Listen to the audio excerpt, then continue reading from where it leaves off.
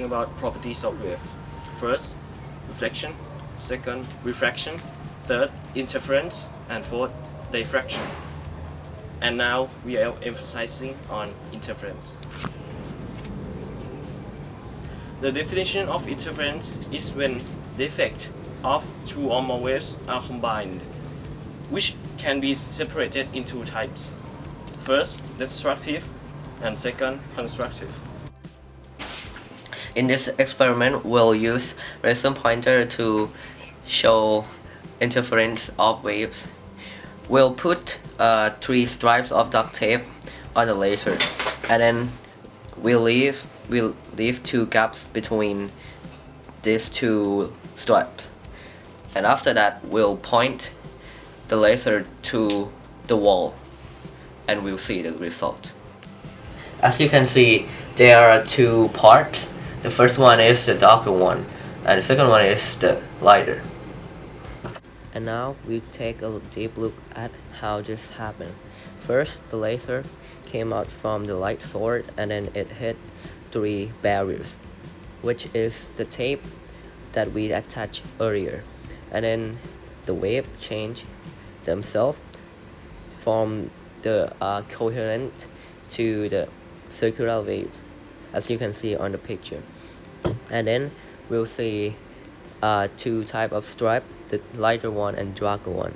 The darker one came from the constructive interference that occur in the intersect part, and the lighter one comes from constructive interference, which is also came from the intersect part. The demonstration that we show you together, as you can see, the wave hit to 3 barriers, and then we have created 2 waves. If we add these 2 waves together point by point, we'll end up with a new wave that looks pretty much like the original waves, but its amplitude is larger.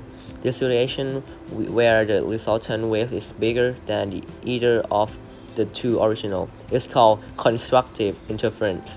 The waves are adding together to form a bigger wave. You may be thinking that is pretty obvious and natural. Of course, the sum of 2 waves will be bigger than each wave on its own. However, carefully consider that the waves, the next situation, again, where 2 waves with the same frequency are traveling in the same direction. The next is destructive interference. The definition of destructive interference is the interference of 2 waves of equal frequency and opposite phase, resulting in their cancellation where the negative displacement of one always coincides with the other positive displacement of the other. Destructive interference occurs when the maxima of 2 waves are 180 degrees out of phase. A positive displacement of one wave is cancelled exactly by a negative displacement of the other wave. The amplitude of the resulting wave is 0. For daily life example, we'll be looking at noise cancelling headphone, which they used destructive property. The headphones always listen to the surrounding, and they will create a mirrored wave, which cancel out the surrounding wave.